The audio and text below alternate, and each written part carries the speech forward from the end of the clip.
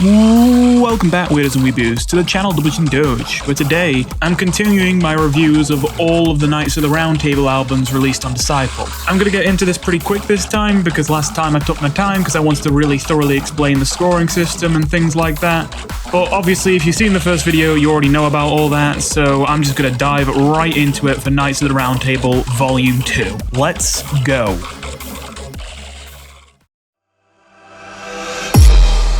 This album gets kicked off by a collab between 12th Planet and Phaseone called Bout It. That's just what it's called. And honestly, the whole theme of this album may as well be tracks that I didn't like on first listen but grew on me. Because I remember when I first went back to catch up on all the roundtables I missed, when I had just arrived at the time that Roundtable Volume 3 was dropping, I remember just thinking Volume 2 was the worst by far. But over time, there's been so many tracks in Volume 2 that I actually think are so much better than I gave them credit for initially. And Bout It is, of course, one of those tracks. Funnily enough, I don't usually like to speak ill of the dead or those who are no longer with the label, but I've noticed that for whatever reason, 12th Planet very rarely makes any tracks that I like when it's just him. But it seems like whenever he ends up in a collab, I feel like the track ends up coming out real good. Anyway, let's get the bad out of the way so I can get to the good here. I will say I don't like the glassy out of tune pad that's in the intro, and I'm not a fan of the build-up. And this is a point I'm going to bring up for a couple tracks in this album, but I find that most of this track is very off-pitch or percussive with its sound design. There's not much tunefulness going on. Now, I want to say that isn't necessarily an objective failure of the track, of course. Like, obviously it can be an artistic decision for a track to be very, very off-pitch and very much not have a whole lot of tunefulness going on with it. But I guess if I use that as a criticism, the implication is that either I don't feel like it works as a gimmick, or that I feel like it doesn't put enough spectacle into the percussive elements to make the fact that the melodic elements are just non-existent not be a problem. Though I will say on this track, it's not much of an issue.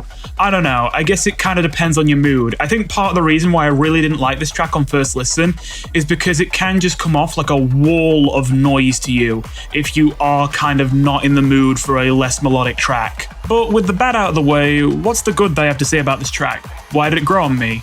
Well, first of all, although I found the intro to be a bit of a disappointment and the build-up, the drop itself is not a disappointment. It hits hard, it's a great lead-in, it's got a good rhythm, everything really swings and has impact to it.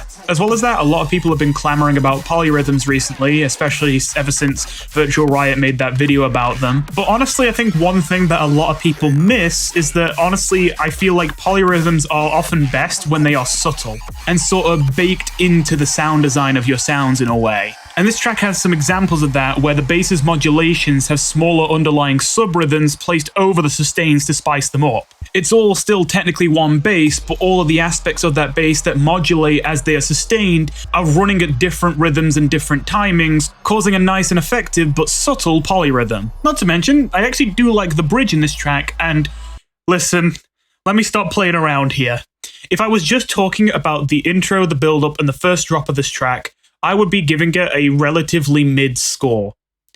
But I am giving, no joke, like plus 30 points, purely because of the second drop.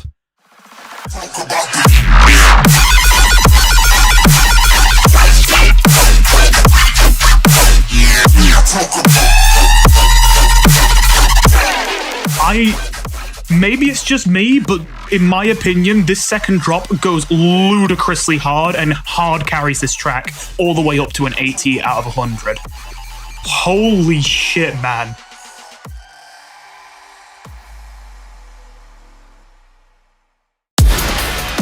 Next up is Modestep, Whip, or WIP, or Work in Progress, or whatever. So this track is maybe going to be a little bit difficult for me to talk about, because I think there's this sort of baseline assumption that a track like Whip should get a good score, because at least from what I see, it seems to be a bit of a fan favourite from a lot of Disciple listeners. I don't know, I suppose The Fallout is probably a slightly more popular track from Modestep, but whenever I hear people talk about Modestep, the next track I hear after The Fallout out of most people's mouths is Whip. And I feel like there might be a bit of a disconnect here, because when I think of tracks where Modestep have tried to go in a little more, you know, make something a bit more hardcore, I guess, a bit more like blast out the volume and all that and just hit real hard, I think of course, The Fallout and Whip. Both of their probably more popular tracks. But I'm not gonna lie, I hate to be a contrarian, but I really feel like Modestep is at their worst when they try and be really hardcore. Not even because I don't like hardcore stuff, but I just feel like Modestep's style of mastering and sound design doesn't really work well with it. In fact, and I know I'm not going to make any friends with this take, for as popular as the Fallout seems to be, I actually only really like the in-between drop parts of the Fallout. I think the drop of the Fallout is kind of painfully mid, especially by Modestep standards. And a lot of my favorite tracks from Modesteps have been slightly more low-key ones, like Lost Inside is probably their most low-key one that most people would think of when I say that, but even more moderately low-key ones like Solastalgia and Lost My Way. I don't know, when I think of my favorite Modestep tracks, those three come to mind, and the only one I can think of that's relatively hardcore, I guess, quote-unquote, that comes to mind for me that I really liked was Space Apocalypse. But even then, that's more like crazy modulation than crazy volume. Now that being said, all this so far is just a broad critique of Modestep's style, instead of any commentary on this specific track. So let's talk about Whip. It has a pretty compressed mix, which hits hard, but as a result of all that compression, feels a little bit flat, which, of course, is one of the issues I have with most of Modestep's hard-hitting tracks. The bass design is pretty standard. It's not bad or anything, it's just not a lot of stuff you won't have heard before. And just generally, I don't know what's going on with this, I don't know why it is, but whenever Modestep tries to make these hardcore drops, I swear there's always these fill basses in them that just sound super muddy and muffled, and they don't really sound like they exist in the same audio space as the other basses in the drop. Probably the most egregious one in this track specifically is the little yo in between, which to me just completely takes me out of it. I can't remember what sound I'm thinking of off the top of my head because it's been a while since I re-listened to it, but I'm pretty sure there was a fill bass like that in the Fallout as well, which I had the same problem with. I don't know, I just feel like the way that Modestep masters doesn't lend itself well to this kind of sound design, and then on top of that, to me it seems their specialty is really sort of metallic, screechy, weird FM basses, and those are the kind of thing that usually sound kind of ass when you try to hyper-compress them. Now, for as negative as I've been so far, I will say this. While I actually do think the Fallout is pretty mid when it comes to the drop, I do not think Whip has a bad drop. I definitely think if I had to pick, while I would say the less hardcore tracks from Modestep are actually better, out of the trying to be more hardcore tracks, probably the best one in my opinion is Whip. And I'm not gonna lie, it might sound like I'm constantly flip-flopping as I talk about this track, and that's kind of because that is how I feel about this track. I flip-flop a lot on whether I really like it or not. I think part of it might just be that I think it is a well-made track, but it just comes off as a little bit painfully standard to me, and also the small mistakes in it that don't really matter that much because it's combined with the track not really being that unique to me, it makes it hard to ignore them. So I guess when I haven't listened to dubstep in a while and I just want to hear like a hard-hitting track, when I listen to Whip, I think, holy shit, I'm way too harsh on this track, this is so good. But then when I've listened to it for a while and I've kind of been there, done that, and I'm not really in the mood for something that isn't different, Whip starts to kind of sound like shit to me. But at the end of the day, I've got to give it some points. It's got great flow and impact to it, and it has a good variety of textures. You know, usually when I'm talking about tracks being pretty painfully standard and boring, it's those kind of riddim-y one bass tracks. But I've got to give them this, although the basses in this track aren't super creative, there is a good variety of them with lots of different textures. It's just a lot of them are the kind of things you see a lot of in other tracks. So yeah, I'm not gonna lie, I'm pinging up, down, left, right, backwards and forwards with this track in terms of my opinion, but for right now, the best I could think, the most stable I could get my opinion, was to give it a 79 out of 100. It's not a bad track. I know I spent a lot of time bad-mouthing it, but it's just that a lot of the bad feelings I have about the track are a lot more complicated than the good feelings. The good feeling is just, oh, you can headbang to this. Oh yeah, I'm headbanging to it. And the bad feelings is a lot more, here are the 50 paragraphs of why.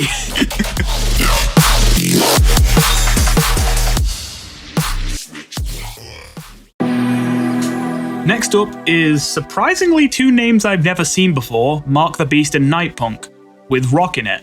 And I say that's surprising because usually they put a lot of the big name releases at the top. From a quick cursory glance after listening to this, I've seen that Nitepunk has sometimes released more standard dubstep tracks on some other labels, but I'm not going to pretend like I have a good background on either of these producers. I don't really know much about them. That being said, this track gets off to a bit of a slow start, but from there I have almost nothing but positives in my notes. because this track is one of my favorites in the entire album. And I really wasn't expecting that. It's got a very unique and defined identity, which immediately, of course, I appreciate.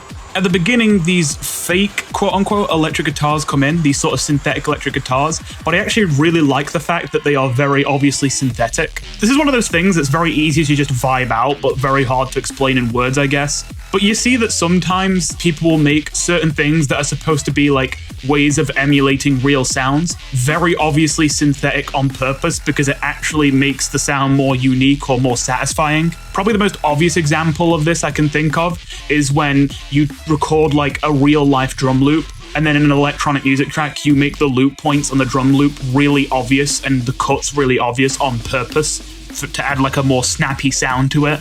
Similarly here, the fact that these electric guitars are a bit too, I guess, electric for lack of a better word, a bit too clean and a bit too sharp to sound real, actually kind of makes them sound better and have a bit more of a unique taste to them than they would have if it was just a real recording of an actual electric guitar with no further effects. I mean, hell, you know I've got good things to say about this track when we just started and I'm getting this much detail into such little things, including even the rises. Yeah, usually when it comes to electronic music, I see rises and downers as a bit of an unfortunate but necessary component of making a track.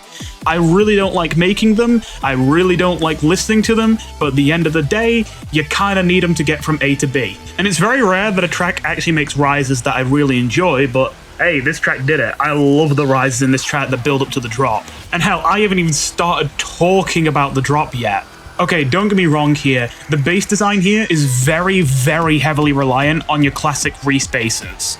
That being said, these are amazing respacers. I wish I could make respacers like this. The buzzing from all the phase cancellation going on here is so satisfying and perfectly tuned, and the tone even switches from sharp and terry to tinny and metallic as it progresses. So they didn't just make one cool respace texture, they kind of continue to add variations onto it while still clearly building it off the same basic sound as the track progresses. Not to mention, these falling scream basses add an insane amount of scale and impact to every single hit in the track. This track just has an amazing flow to it, and I can't believe I'm saying this, but I feel like the guitar solo in the bridge would not have hit at all if it was just the intro to the track. But after the adrenaline rush of the drop, man, that guitar solo actually does go so hard. And that's coming from someone who fucking hates guitars usually. So yeah, if you couldn't tell, I fucking love this track and want more. Literally the only complaint I have about this track is that the second drop is mostly a copy-paste with a pretty sudden ending that's a little bit disappointing. Still, if all I can say is it was a bit of a slow start and the ending was a bit disappointing, but everything else in between was 10 out of 10 perfect, including its own unique identity, I've got to give it a 94 out of 100. Up next is Antiserum's track, Look at Us, featuring Babylon System and Jar Mikey. Now, I'm not gonna lie, once again, I said the whole theme of this album is tracks that I hated at first but slowly grew on me. And this is probably the last one to grow on me so far. As in, I've re-listened to this album a lot, and yet this one only started growing on me about a month before I started making this video. I've not really been a fan of Antiserum's output on Disciple so far, so I wasn't really expecting much with this track. I don't think Antiserum is bad, I just feel like I never hear anything new from Antiserum, you know? I never hear anything that's like, oh wow, that's cool. I feel like they typically don't have very creative bass design and they rely a lot on the vocals in their tracks. And that's not necessarily a bad thing if the vocals are really good. I'm just not one for that. I don't know, I really have to have a connection with a track for me to care about the vocals a lot of the time. I'm not big on vocals typically. But when it came to this track, what was different? Well, don't get me wrong, the bass designs here still isn't super creative. And the reggae singing is fine, it's pretty good, but the intro does feel pretty standard and doesn't grab me. But what's good about it is that the bass may be conceptually simple, but the texture is just very deep and hard-hitting. It's very grungy, it's got a nice swing to it, it's a heavy swinging rhythm you got here that you can easily head bop to. It's just a lovely flow. I don't know, I feel like I might struggle a little bit to put this into the proper words. It feels like I've never heard a track before where I would describe a bass sounding muddy as being a good thing. But I don't know, something about the texture of this bass. It sounds muddy, and yet that muddiness sounds good and satisfying somehow. I'm not really sure how they pulled that one off. Hell, they even got me to, for one time in my life, not hate lasers. Because as convenient as it is to say I just hate the laser sounds that you hear in dubstep tracks, because it's just a simple sort of shortcut, there is a reason why I hate them, and it's not necessarily something inherent to the kind of sound. The main reason why I hate them is because most people who put laser sounds in their dubstep tracks don't actually like make a cool sound. They take a basic saw wave with no effects, no like sound design or anything, just a fucking default patch, and then just pitch bend it all over the place and go wee wee lasers wee. And I absolutely hate that shit.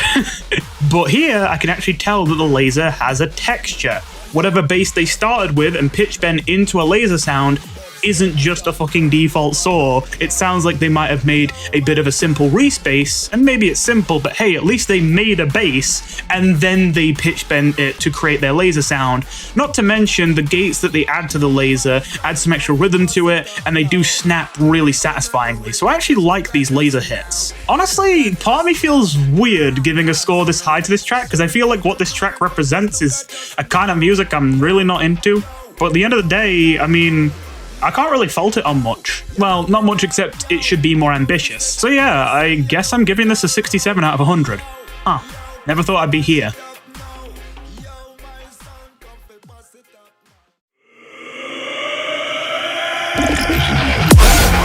Next up is Nasko, Redrum. Ha. So don't get me wrong, I'm gonna give this track a better score than the track I'm about to compare it to. But I think that comparing it to this other track is going to be a really good way for you to understand why I struggle to give this a higher score, when it almost seems like a track that should be guaranteed a very high score for its quality. It was probably a bit ago now, but do you remember when I covered the Volume 1 tracks, and I brought up that I really liked Wicked on first listen, but afterwards I really didn't, and it was a bit hard for me to figure out for a bit. But one of the main things I think I found that eventually made me realize I think that's why I don't like the track is that while the bass design is good, again, it's relatively standard. And then on top of that, there's like no melody existent in that track. It's just sound design, I guess. It's just kind of blaring, percussive, hard-hitting sounds. And it's not that the sounds are bad, it's just that there's nothing going on, you know? It comes off a lot more like just a meaningless wall of noise when there's not even really an underlying progression happening. You know, for as much as people with untrained ears might say that all dubstep is a wall of noise, at the end of the day, there's still some root notes we're building off of, still some chord progressions. There's musicality underneath it. The obviously crazy sound design is just the spice. But when you just have crazy sound design with no musicality underneath it, all you've got is a pile of spices and no meat. And that's also kind of a similar problem I have with this track, Redrum. Because this is not a very tuneful track to say the least. And it feels weird to be so negative about this track because I thought this track was sick the first time I heard it. And I still think this track is impressive. But I just found this track hard to continue enjoying so much when it just felt so much like noise. Because so many of the basses are so aggressively out of tune because it's intentionally made to be a very aggressive, not very tuneful track, that there isn't really any melody going on here or chord progressions or anything for you to follow.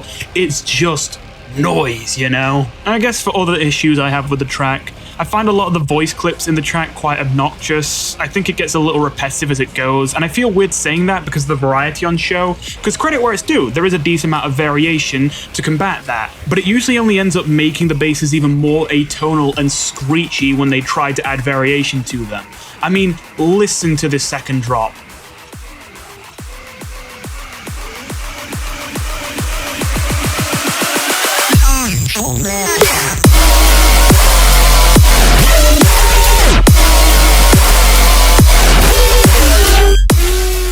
Not to mention, the bridge in the middle overstays its welcome massively for how barren it is.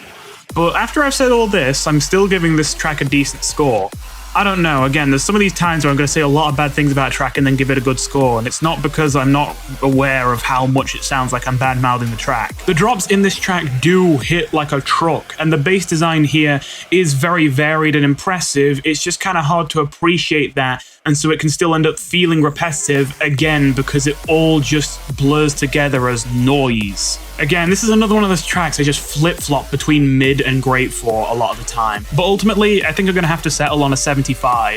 Great for a first listen if you're into the more like hard shit, but once you've heard it for the first time, it's a little hard to come back to unless you're really in the mood for a track like this.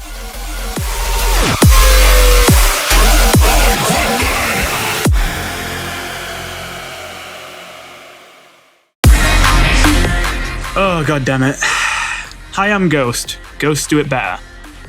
Now, it's not that I'm not looking forward to this track because I'm expecting I'm not gonna like it. I expect I'll like it. The reason I'm not looking forward to this track is because I've wanted to avoid pulling any kind of bullshit in these videos. I really don't want to pull the, but that's just my opinion card. You know, I don't want to just say, oh, I just think this track is great because it's great and I like it and it's super good, but that's just my opinion, I guess, I don't know. I just find that not very helpful. I really don't want to go for that sort of circular logic, self-justifying bullshit, but oh my god, man. I'm sorry, I might just have Hi I'm Ghost bias, I don't know. Because I find it really hard to explain why I really like this track. There's just something about Hi I'm Ghost's sound design where he does tracks kind of types, I guess, that I feel like I usually wouldn't be that into. But somehow they make it great, you know? And I love it. So I'm gonna try and explain why I like this track so much. But I also feel like I couldn't really refute it if someone disagreed with all my points and explained how actually this track is super generic and uncreative. The intro immediately hits you with a sick, foreboding atmosphere with some satisfying impacts to the drums. And we quickly get into the drop where, I don't know, man. This main bass, I feel like if any other producer had tried to make it, I wouldn't like it. Something about Hi I'm Ghost, I don't know. I actually really like this metallic bass. It feels very, oh god, I hate that I'm resorting to vague phrases like this to describe it, but I don't know, it just feels very tactile. It feels very quick and sharp and satisfying. I love the B section switch up. You gotta love the voice clips. And man, can I just say, the drums are perfect here, especially in sync with the voice clips.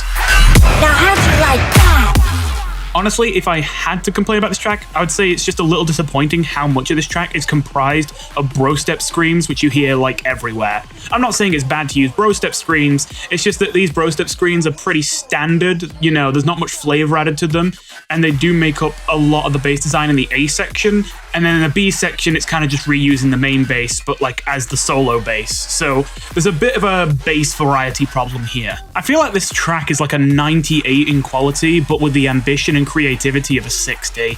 So we're gonna sort of go for the midpoint and call it 82 out of 100. Yeah, I did my best. I guess that's why I like this track, but I don't blame you if you kind of think I kind of bullshit you a little bit there. I don't know how to put it into words. I'm sorry. I'm struggling with this one.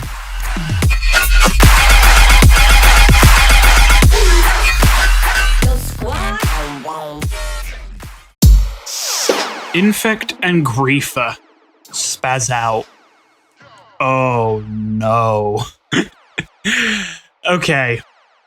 So I was not looking forward to this one because of the fact that, well, you might remember that the last roundtable review, INFEKT's track, Block Dance, scored so poorly that I gave it a 2. Not a 2 out of 10, a 2 out of 100. And it was by far the worst track in that entire album. And there was some tight competition there. And I mentioned before, I don't think every INFEKT track is garbage. There are INFEKT tracks I like. But I definitely think INFEKT is very hit or miss, with more misses than hits. And I think old INFEKT tracks in particular have a lot more misses than hits. So I was not looking forward to this track. Especially because while Glock Dance, the track that I gave a 2, wasn't even considered, at least as far as I could see, a particularly bad INFEKT track, Spazz Out, in my experience, seems to be a track that even people who like INFEKT point to as one of his worst tracks. And so obviously that put the fear of God in me. But honestly, I listened to it and, oh god, I can't believe I'm saying this, I am really surprised that this is one of INFEKT's most hated tracks. I don't love it, but I would take this over many of his other tracks. I might even, because I clearly have lost my mind, I might even go as far as to say it's decent. Don't get me wrong, it's an INFEKT track, so it's basic. But the bass here is very satisfying in its buzzy metallic texture, and it's got a lovely detune effect to it. I don't know, it's a bit hard to explain the very specifics of this, but it kind of adds a nice flavor to the sound without destroying the perceived pitch of the bass. There's still melody to it, you know, there's still actually a progression going on, but detune just adds spice to it, instead of a crazy detune that creates a fascinating mess, but a mess with absolutely no cohesion. Not to mention, one of my main complaints with INFEKT style is the ludicrous repetitiveness of it, and usually the way that they've tried to go about addressing that in his tracks is with lots of little rhythm switch-ups throughout. And my main problem with that is not only do I usually consider that quite, I guess, lazy, but also that these little rhythm switch-ups often sound worse than the original rhythm, and sound really forced and just thrown in there just so you can't say it's the same bass playing the same pattern for 5 minutes straight. But in this track, I'm not gonna lie, there are a lot of little rhythm switch-ups, and they all hit right. In fact, some of them sound better than the main rhythm. Not to mention, they actually bothered to put in a couple fill basses. There's more than one bass in an INFEKT track. Someone call the police, something is wrong. Hell, even the intro's short and sweet. I mean, I'm not blown away, the bass design here isn't impressive, and usually, at least according to people who are fans of INFEKT, that's the one thing that's really good about INFEKT, is that yes, he only makes one bass per track usually, but that one bass is supposedly really good. Now I think that varies heavily, I'm not gonna lie, 2 out of 3 times, I don't really think it's that impressive or crazy. Hey, the 1 out of 3 times it is really impressive or crazy, thumbs up. In this particular case, I don't think this bass is very impressive or crazy, but I just think it's used so well that it kinda doesn't bother me. I mean, don't get me wrong, I'm not looking to go out of my way to play this track, but it's not a track that when it comes on, I want to instantly hit next on the playlist like with Glock Dance. I'm actually gonna give this a 56 out of 100. I really just gave this track a score above average, huh? But nah, you know what? I'll stand by that. I didn't mind listening to this track.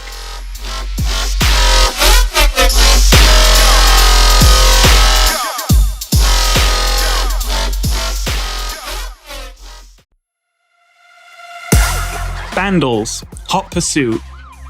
This track is probably the most Bandlez track to ever Bandlez, and so as a result, I don't really have a lot to say about it that isn't just what I would say about Bandlez in general. So yeah, I'm kind of gonna take this as a segue to talk about my take on Bandlez. For those of you who don't know, Bandlez is a duo on Disciple that kind of has a reputation for being the memey ones, you know? The guys who make the meme tracks, the funny ha-has. And when it comes to their actual sound design, their main gimmick is these sort of stretchy, bendy rubber band basses. The rubber band boys. And they aren't bad, but as a gimmick they reuse constantly in a lot of their tracks, I find it kind of bland and obnoxious. Like if it was a one-track thing just to show it off, I don't think I'd mind it. But it's the fact that certainly with older Bandlez tracks, it kind of came off as their entire identity. And every now and then I would hear a sound from Bandlez that I would think was quite good, but then often it would turn out it was a Virtual Riot preset. And so I'm not going to lie, old Bandlez I used to quite dislike, at least generally. I don't really have a problem conceptually with being the memey ones, but it's just kind of like, okay, if you're gonna be the memey ones, that's fine, but like, don't use that as a crutch, you know? Put effort in your tracks still. Technically, it's not important to this video, but just for the sake of making it very clear that I mean no hate, I actually think that in recent years, Bandlez has actually been on a crazy redemption arc. Their Weeble Wobble VIP a few years ago was kind of the first point that actually woke me up and made me realize, wait, Bandlez can make good tracks. And since then, with tracks like Scout's Honor and Karate Killer in the more recent roundtables and alliances, as well as Brain Rot, their entry for Knights of the Round Table Volume 6, I'm not gonna lie, I really feel like Bandlez has gotten way, way better and has gotten a little bit more of a defined identity. I definitely prefer their more tear-out style drops that they do now. And I might even go as far as to say that they might be a little bit underrated even. That being said, that's enough of praising new Bandlez. Let's go back to old Bandlez. When it comes to this specific track, Hot Pursuit, as I say, it's a very standard old Bandlez track. They do have these nice little melodic blows in the intro and the lead-ins to the drop, which is quite nice. The vibe is on point, the track does have a good flow to it, and drop 2, I'll admit, is a big improvement. But man, I can't give this track that many points. The main bass is just, like, okay, it's serviceable, and it's supposed to carry the whole track, and that's not good enough. And I guess they try and spice it up by giving it a higher pitch variation, but then the higher pitch variation is actually really annoying to listen to without really spicing up the original sound that much. And again, a sound that's annoying to listen to isn't that bad when it's a quick fill, but when it's the main base of your track, that's a big problem. That being said, I mean, it's a competently made track, and it has elements I really like about it and elements that are done well. I can't give it too low a score, but man, you know, old Bandlez just really doesn't impress me. So, I don't know, I'll give it a 60.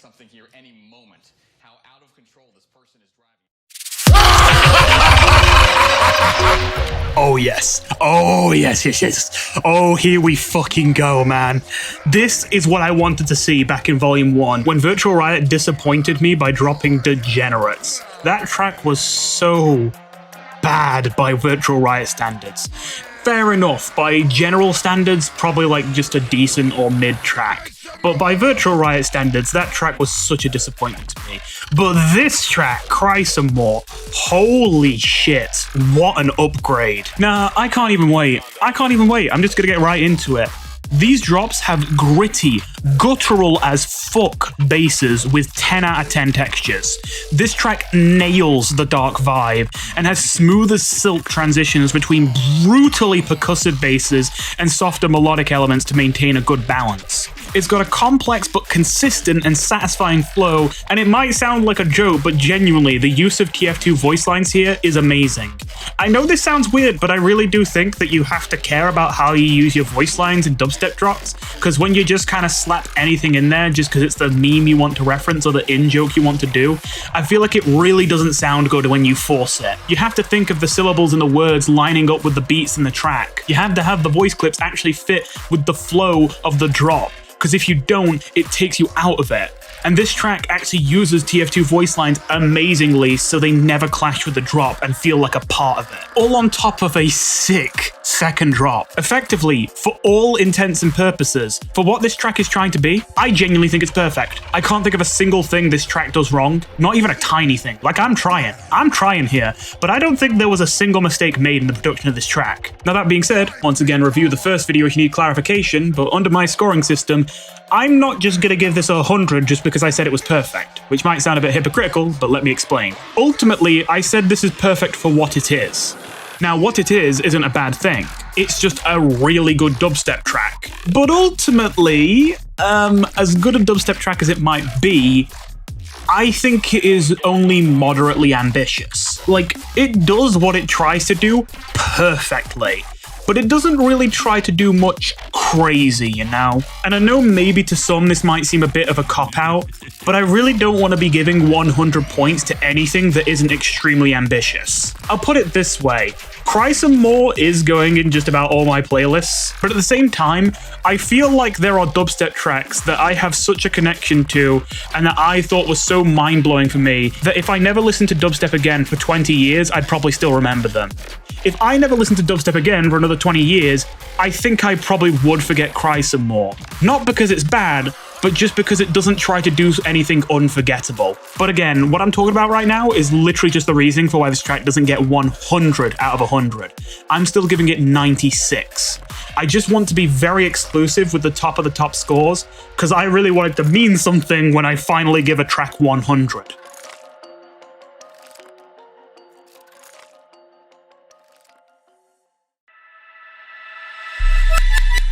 And with the very next track, Adair and Surrendr, like that, we're right back to me being in this awkward position of saying loads of negative things about a track that I actually like, and maybe sounding a bit like I'm contradicting myself. And that's because I'm just going to get straight into this. I have noticed that every single track I've seen with Adair's name on it has been a banger to me. I've loved every one.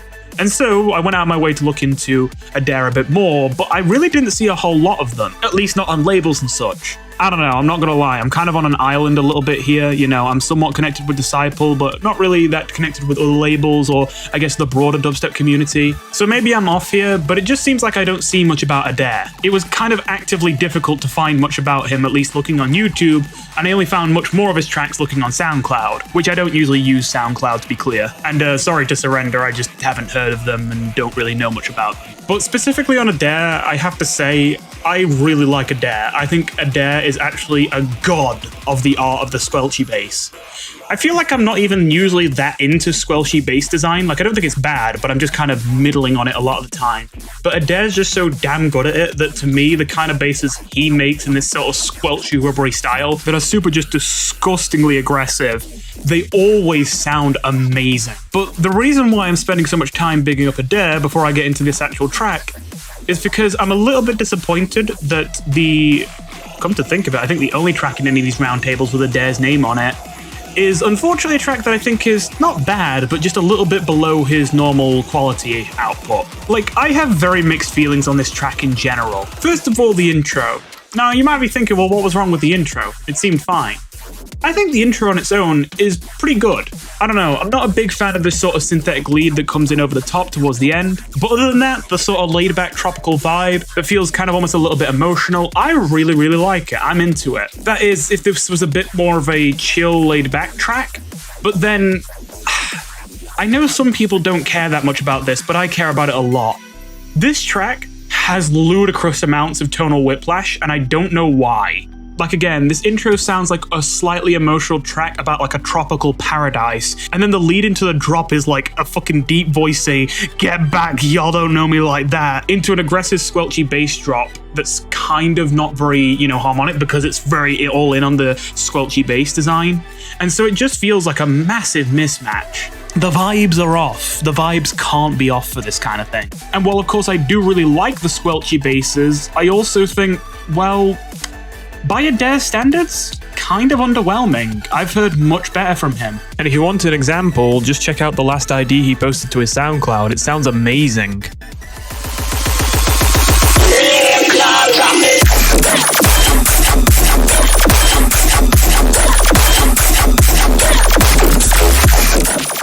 And as well as that, it's kind of acting as the main bass for this track, which needs to carry it. And don't get me wrong, it is well made, but I think it's also held back by the fact that I think a lot of the other fill basses in this track don't sound that great. Don't get me wrong, this is still a decent track. I do like the intro, I just don't like the massive mismatch it has with the drop and the lead in. I like the B section of the drop, and in fairness, this track does bring it all back at the end with a final drop that goes ludicrously hard. So ultimately, I still have to give this one an 80 out of 100, but still, maybe this one needed a little bit more time in the oven to truly be a great track.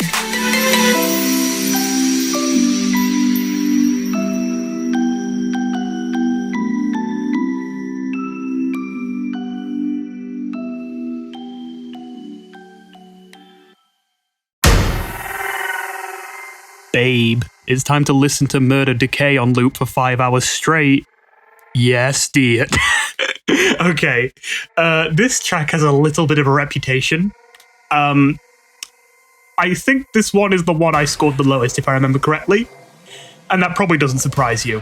But I will say this, I'm not here to clown on it quite, though plenty of other people have probably done that if you want that. Listen, I appreciate that this track is an experiment.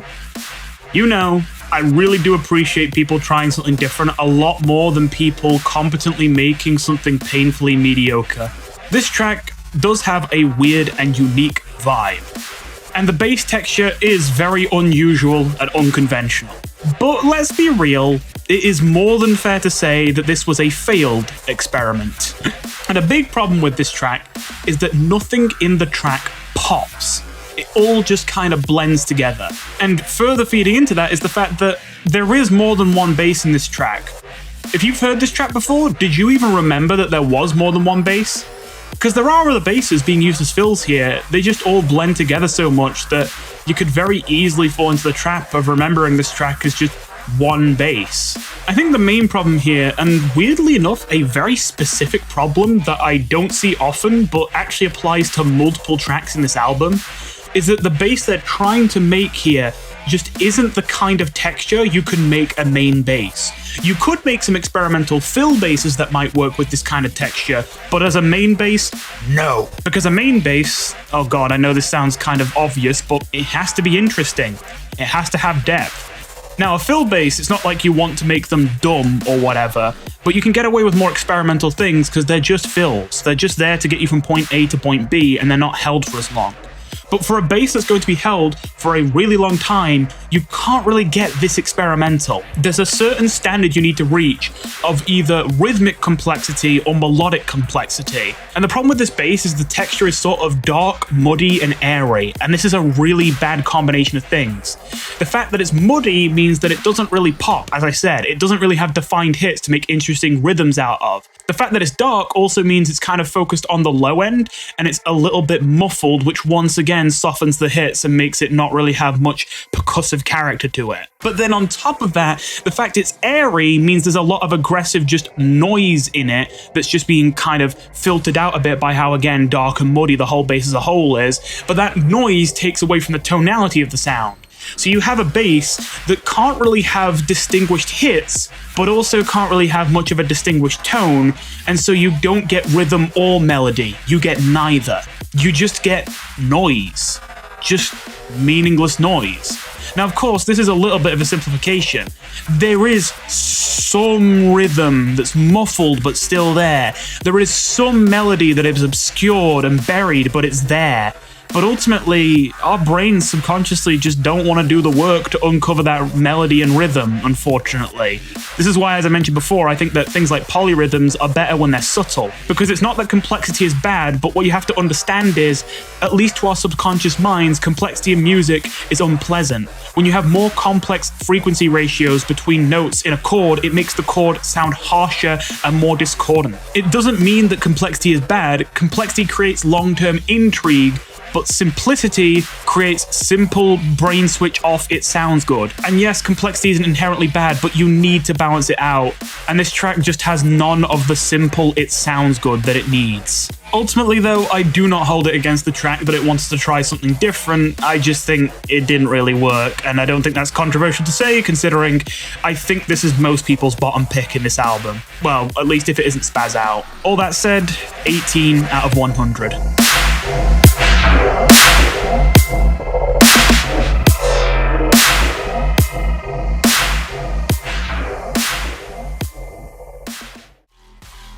EHDE full length. Wow. This track feels like a lovely synthesis of old-fashioned melodic dubstep and more modern color bass. Already from the beginning, this melody is so emotional. The extra harmonies that sneak on top of it as it progresses just make it sound wonderful. It goes so hard. And the basses are simple, but just so gutturally satisfying, all while maintaining a pleasant tunefulness underneath. I mean, don't get me wrong, the track is slightly repetitive, but it's so steady and pleasant, it really shouldn't bother you, or at least it doesn't bother me. I kinda hate that this track is going to be such a short segment of the video, because I just don't have that much to say about it. It's just very, very well made. Now, when I'm in a more emotional mood, it even sometimes chokes me up a little bit. Ah, no, I won't lie, I have a little bit of a connection to this track. And it was another one that I didn't even like that much on first listen. I was kind of middling on it at first, but it really grew on me. There is one significant problem I have with the track, and in fairness, I think it really could be something unforgettable if this problem was fixed. That being, these screechy sort of hovering basses do kind of ruin the chill vibe, and they also have the problem of not hitting hard enough for my taste for that to not bother me. Like, I could get it if you intentionally made a track where it's pretty chill most of the time, but then these more aggressive basses kick in that snap you out of it. But I don't know, I feel like this is in an awkward spot where it's shrill enough that it snaps you out of the, like, you know, pleasant, you know, relaxing feeling of the other basses, but it's not aggressive enough for that snapping out to feel really, like, crisp and satisfying, like, oh shit, now it's like, you know, it's going down. It doesn't really feel like that. It just feels like, okay, right, I was really enjoying that, and you kind of you killed the vibe. I mean, it doesn't ruin the track by any stretch of the imagination. I just feel like if that could just be tuned up a bit, this would be a perfect experience for what it's trying to be. But yeah, this track is really some play this at my funeral material. As much as I might not have had a lot to say about it, I really do like it a lot. So I'm giving it 92 out of 100. I only wish I could play it longer before I finish talking, but that's all I gotta say. Okay, so does anyone know what the hell's going on with Terravita? This is their track for Volume 2, Get Out of Here. And I don't mean this in a, like, Terravita is bad sense. I mean this in a I don't know what's going on with them sense. I say that because when I first got into Disciple, It was the first dubstep label I really enjoyed, and that's, as you could guess, probably why like it's mostly where I kind of tend to keep myself. I wasn't used to the idea of having so many artists to listen to, because before coming from Geometry Dash, I was so used to a pool of only 2 or 3 artists that actually made decent dubstep to listen to. And so I was making an effort to learn all these new names that were coming up every now and then, all these people who were signed to Disciple, and try and get a feel for what their styles were, so that I wouldn't even need to hear their names or read them on the track to know, oh right, that's a Myro track. Right, that's an Oliver's track. I wanted to kind of get a feel for what all their styles were. And there were some I had a bit more trouble identifying than others, but probably the one I had the hardest time getting a vibe for was Terravita, a duo that had been signed to Disciple relatively early on. However, if you actually look through their discography on Disciple, they really haven't released a lot, at least relative to the other members who have been on the label this long. They just almost never seem to show up. And even in the tracks they have released, their style seems very inconsistent. Again, I don't even necessarily mean this as a bad thing. I don't really have much of a good judgment on Terravita themselves. They have some tracks that go really hard in my opinion, but then they have other tracks which are laughing stocks for how terrible they are.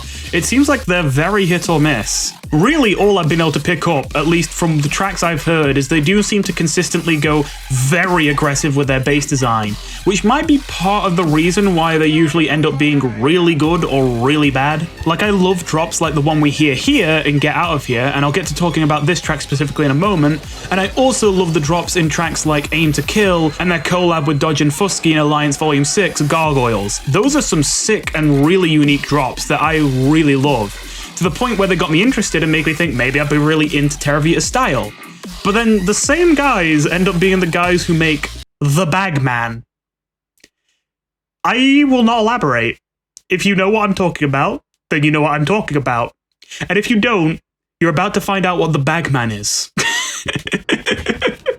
Not to mention, I've certainly heard a lot more negative sentiment around them recently, because their most recent releases have mostly just been The Bagman and a couple one-off releases that kind of popped out of nowhere, which were quickly forgotten, and most people seem to deride for having terrible mastering. Both of those tracks that come to mind, I didn't think the mastering was too bad, but I saw what people were saying, I could kind of hear what they meant, and while I didn't hate the tracks, I did think they came off as more forgettable and generic and lacking in style, which was strange considering how unique some of the tracks I really liked from them were. Again, this is kind of off topic, but I just really want to ask, what the hell is going on with them? It just seems like every Terravita track I hear, they've got a new identity for themselves. I don't even know if I mean this in a bad or a good way. I am just confused. But all that said, enough talking about Terravita generally. Let's focus on this track specifically, Get Out of Here, which I kind of already alluded to, I think is really good. I know I'm kind of missing most of this by now, but just for the sake of thoroughness, it has a very atmospheric opening, the vibe is nailed, the build-up gave me goosebumps, the bass design is super unique, and it's lusciously complex in its texture. The layering of basses on top of each other to further complicate the textures is really effectively done, with practically no clashing at all in the mix. They mix together smooth as butter. And once again, even some mild, subtle polyrhythms sneaking into the drops. I've gotta say, this track was so much better than I remember. Even on first listen, I didn't dislike this track, but I remember thinking, man, this sounds so good, but I just can't get into it because it's too repetitive. And don't get me wrong, it is pretty repetitive. But honestly, coming back to this track, I kind of overrated how repetitive it was. Yeah, don't get me wrong, there is a little bit more repetition than I would like, but it's not a one bass track. There's a lot of basses going on here, and the basses here are absolutely amazing in their quality and pretty creative. Not to mention, there are switch-ups both in rhythm and in sound design. Honestly, my biggest complaint with this track now is that there's no second drop. I want more of this, man. Where the hell is Terravita? Where is this Terravita that makes tracks like this? I imagine they've still got to be in there somewhere, because this shit is amazing. I want more of this. I'm giving this one an 84 out of 100. Great track.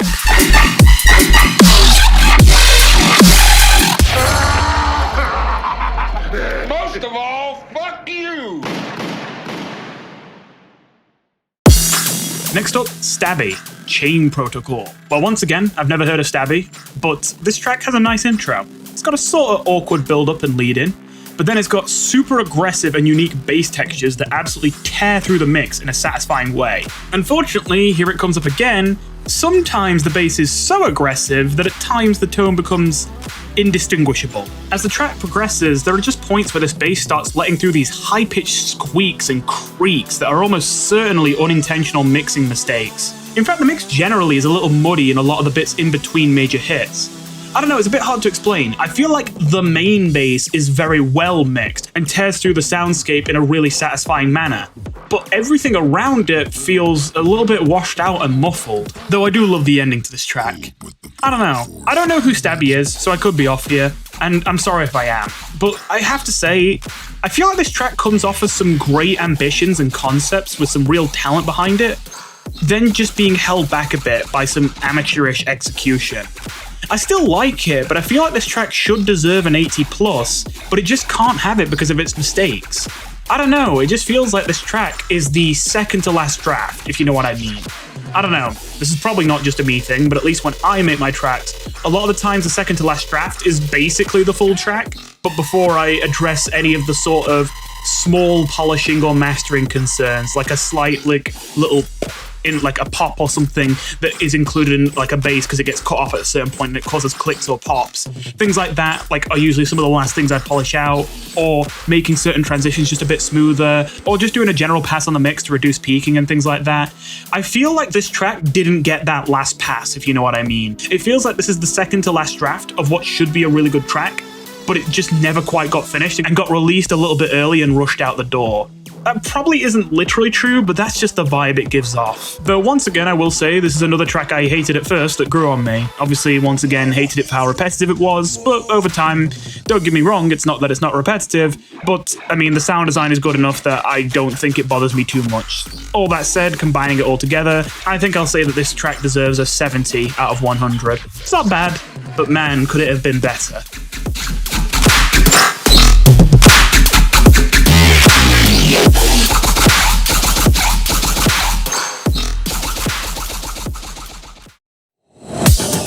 Dodgin' Fuski, Acid Tripper.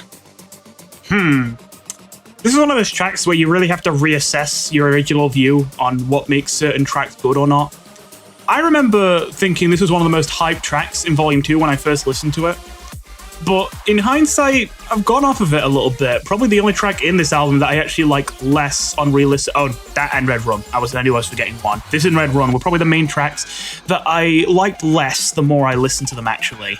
So I really like the main sort of motif going on here, and I do think the track is creative enough. But I don't know, let's just get to the elephant in the room. As unique as this super airy and scratchy main bass is, I do not think it works as a main bass. And, well, thankfully for me, for the sake of time, I don't really have to spend much time explaining why, because it's kind of all the same reasons as the murder track, Decay.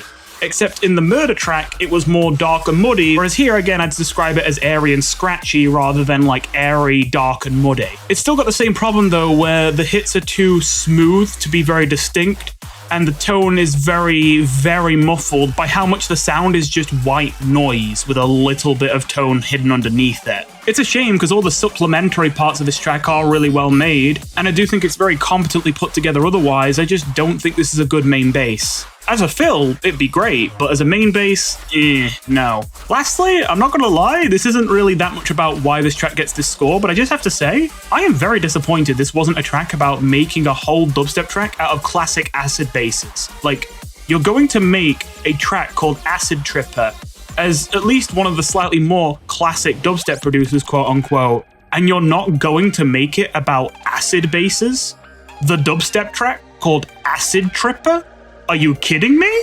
Just a massive missed opportunity. In fact, this track barely has any acid basses in it.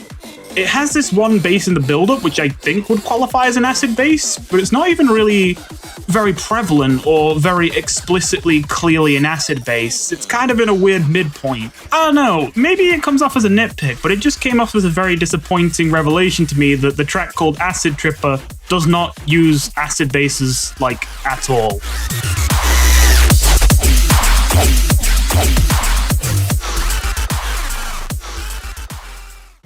You are no match for my style. Well, next next up is Dirt Monkey My Schtyle, and I'm just going to choose to not expend a whole bunch of energy to be a hater or whatever, or talk about how much I hate this track or whatever. Minor points for competency and quirkiness, but nothing really impressive or interesting going on here in terms of bass design. It's mostly just funny voice clips, and oh, isn't that a wacky, quirky, wee kind of bass? Nothing really impressive or creative going on here. I mean, it's not terribly made, as I say, but I really don't like when tracks use being funny as a gimmick they can use as a crutch to avoid the fact that they aren't actually super unique or cool or interesting or well made. So 20 out of 100, I think. I'll call it that. What is this car short? Well, next up is Uber Too Spicy, and holy shit, this bass is delicious. I mean, how else do I describe it? This is an extremely deep texture.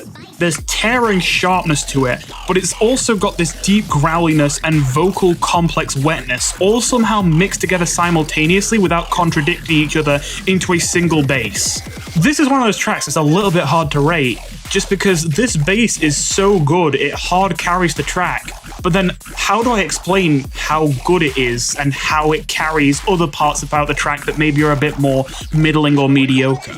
Unfortunately, it is a bit repetitive, of course, and that's another reason why I didn't like this track on first listen, but I really did forget how good that main bass is. That being said, I feel like this track is losing a lot of points it really doesn't have to, in how underwhelming the initial drops are. They're missing a lot of impact. You know, I didn't notice this immediately on first listen. It took quite a few listens for me to notice this was part of the reason I couldn't get as hyped for this track. You know, there was just this vague sensation that, like, this bass is so insane I should be feeling more hype when the track, you know, gets into it. But honestly, I didn't feel a whole lot, and I think a lot of that is when the drop starts, you just don't really feel much of a smack to it, which is kind of surprising. With this. I mean, just for comparison, listen to this from an earlier track. I'm for murder! That is how you start off a drop. And I mean, it's not like this bass isn't aggressive enough that it couldn't really smack you in the face and be like, oh, holy shit, we're going right now. It has the impact to it. They got the hard part done, the actual bass, but the transition itself is just very limp and flat. Not to mention, I think the reverb of the main bass in the B sections is peaking a little. I don't know. To be completely honest, I've got a bad ear for this kind of thing, so just going purely by ear, I don't know, I could be wrong.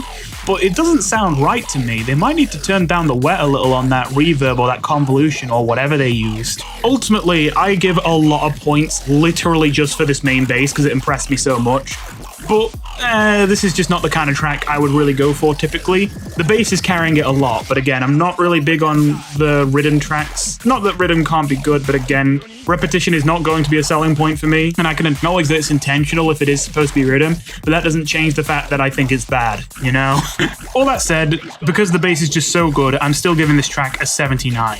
Interesting track, honestly. Surprised it seems to be so forgotten and not talked about anymore, but maybe that's just because UBUR is someone I've never heard of before. Don't know.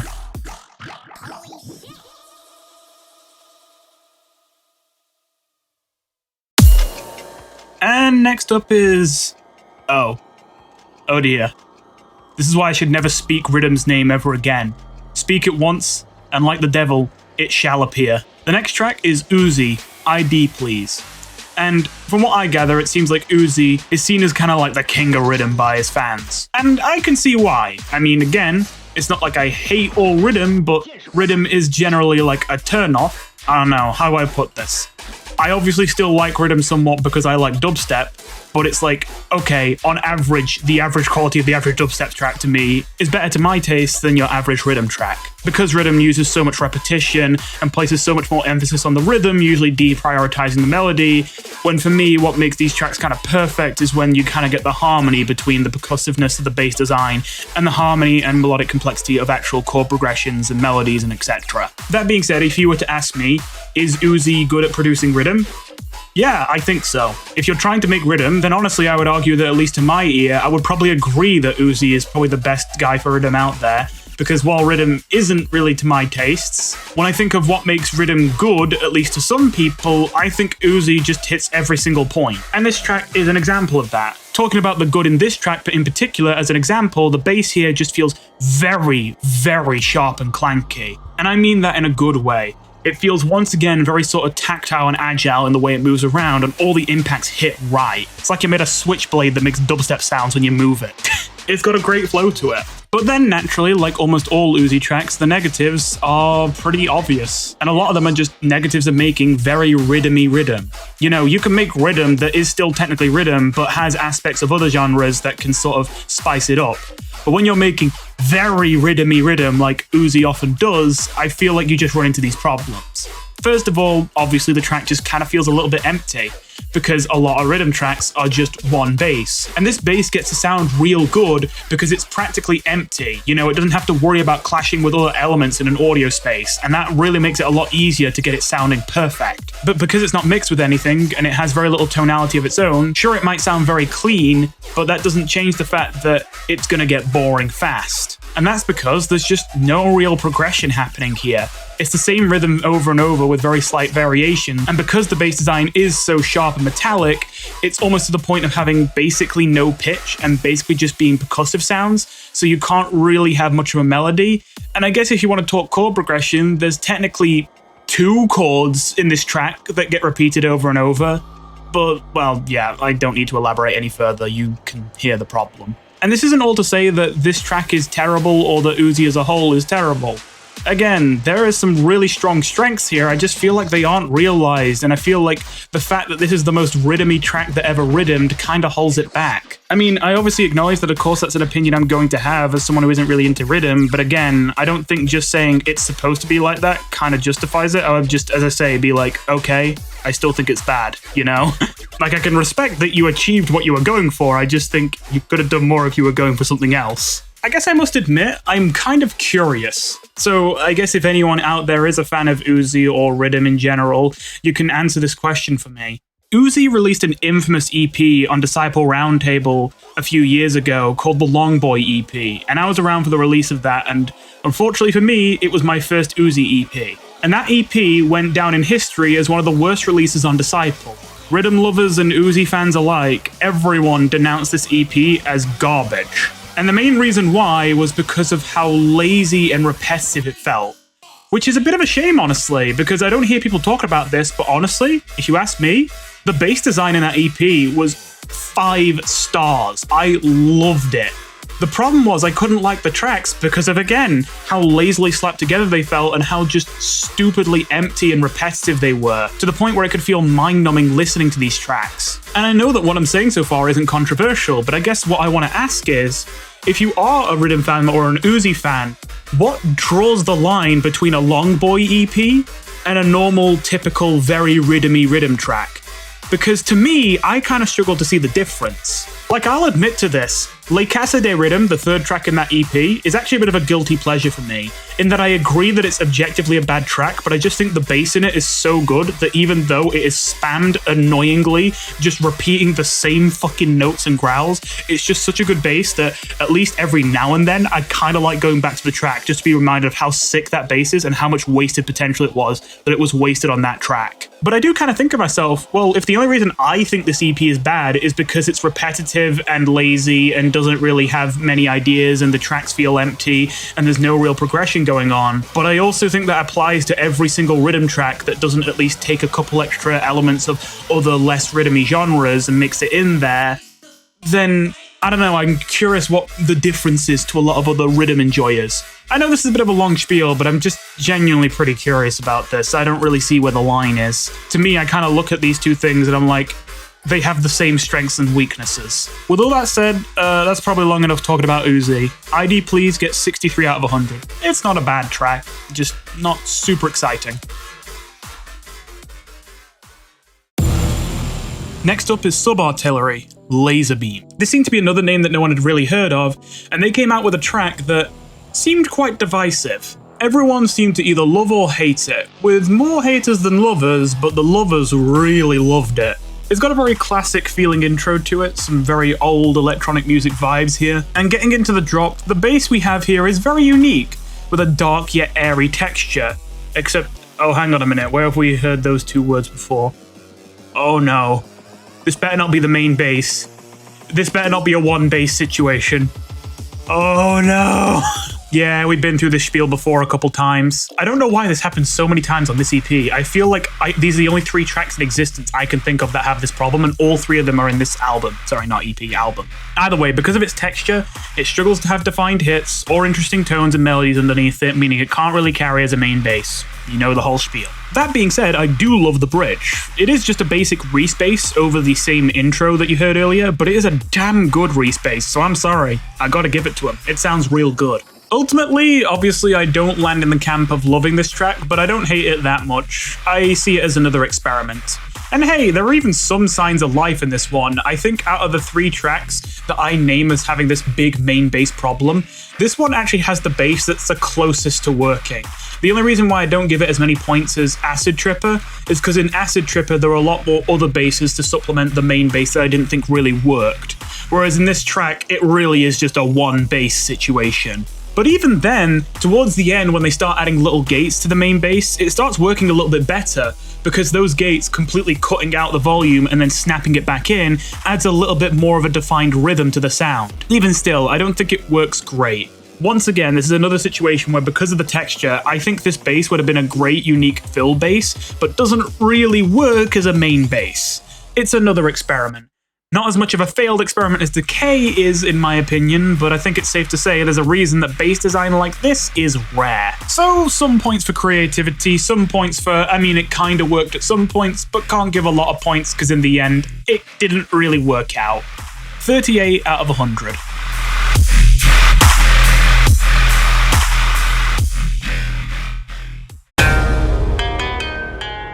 Another track from someone I don't really know about, Slimez, Samurai. This track has a cool voiceover in the build-up and another very unique bass texture.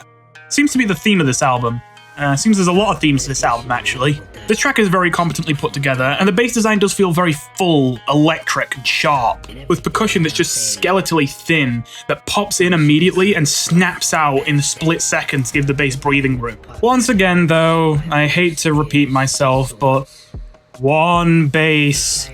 Curse you, Riddim. I may like the voiceover in the intro as well, but the spammed samurai cut in does not work in my opinion. It really sounds awkward, like it had to be sped up, kinda, to just almost fit in the gap it occupies. At least to me, it sounds like I think that's definitely sped up, and even still, the syllables don't actually line up with the beats in the track, so it comes off as really awkward and stilted. Not to mention the whole time it's being spoken, it's in the same sort of push tone with not much like louder or quieter parts, so it doesn't really have anything rhythmically satisfying about it.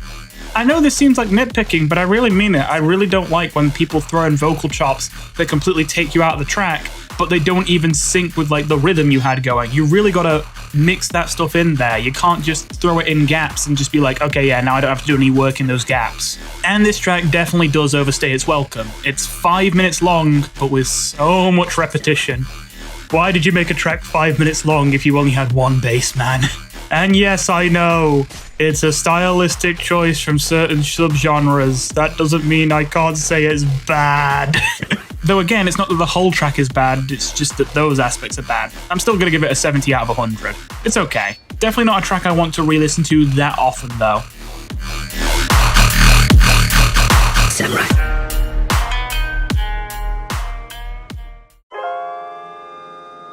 London Nebel, Bang Bang Bang, featuring Leroy.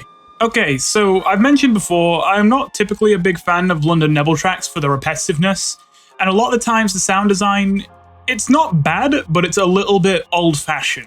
And old-fashioned sound design can still be good, but I just feel like it doesn't hit right for me a lot of the time. That being said, there's a lot of things about this track that get off to a really good start. Right from the beginning, the initial atmosphere established is a 10 out of 10.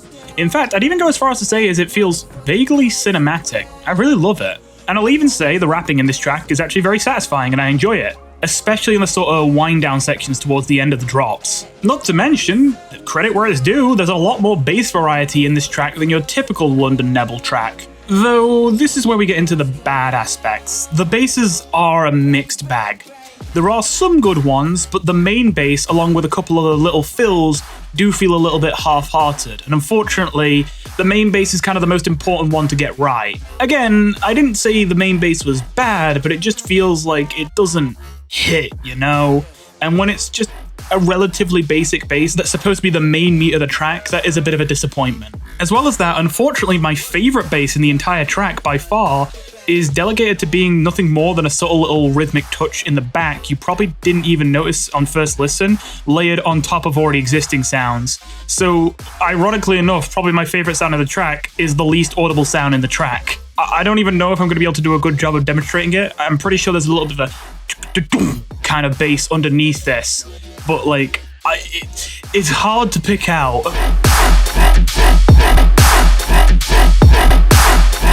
It sounds really good though, it's just, man, is it buried in there. This track is okay, 66 out of 100. We been the gang, bang, bang, do it at night, do it enough, do it again. Tonight is the night where I work my talk, bang, bang, bang. We do not fight, we do not talk, we let it bang. And to cap things off, once again, history repeats itself with Noya Blood God. Another track by someone that it seems that no one had really heard of, and another track that most people didn't seem to be big on, but a few people seem to profess was a massively underrated track. So what do I think of it? Well, it's got a bit of a long intro with not a whole lot going on in it. The initial drop, this kind of sucks, I'm not gonna lie. The main bass is very screechy and annoying, it's got a warbly pitch to it that kind of ruins the melody that does exist. It's a little bit rough in the mixing department in my opinion. I must admit, this more deep, visceral variation of the main bass in the second half of the A section certainly sounds a lot better, and the B section is also an improvement, but this laser bass is just a little bit too light, I guess. I understand that laser basses are going to be high-pitched, but that doesn't mean they can't have low-frequency content, but just have the highs be the emphasis, or you can't layer a high-pitched laser over a low-pitched, like, respace or something. I feel like just having the laser kind of sound in, like, an empty space with no, like, low-end presence feels very wrong. It really needs some more impact to it, in my opinion. In fact, I would say this about a lot of the track. Not a lot of this track pops, once again.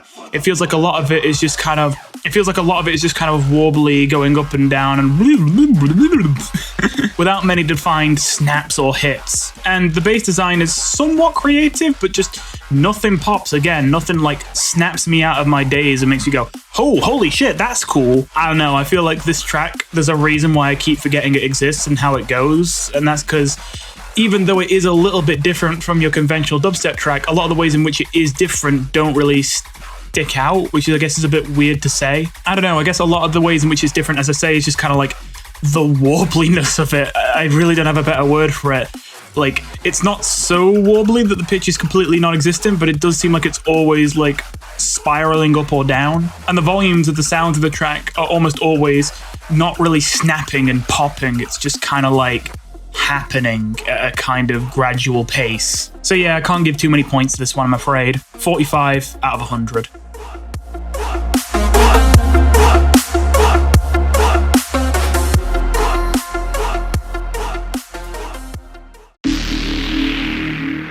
Wait, we're not done? Oh, so I literally didn't know this until a few months ago, but apparently there's a secret 23rd track in this album that for whatever reason is an unavailable video on the official playlist. You can only find this track on UKF Dubstep's channel, even though it's apparently supposed to be part of Disciples' album. Don't know what's going on there. And that track will be Barely Alive, Bring That Back. Well, hang on a minute. There was a Barely Alive track in this album? Okay then, I'm interested. I'll admit it, I'm a shill, I'm a fanboy. I usually like to pretend I'm some kind of hipster, but at the end of the day, when it comes down to it, Virtual Riot and Barely Alive are almost always releasing the best albums and EPs. I'm sorry, I really like to give smaller creators a chance, but at the end of the day, my god, those two are just too good. Barely Alive's Computer Love and Feel the Panic EPs are still some of my favorite EPs in recent memory. So sure, I'm hyped for this. Let's see what they got. Bring That Back. Well, the track opens with a cool little reference to Dead Link in the melody, and the intro does a good job of building up hype. But from build up to the end of the whole drop, it kind of comes off a little bit like Barely Alive was asked to do the bare minimum, just so he could say he could make a track for this album. I don't take pleasure in saying that, but that's just how it comes across. Don't get me wrong, the bass design here is very good, it's barely alive. But the rhythm is just so basic and repetitive.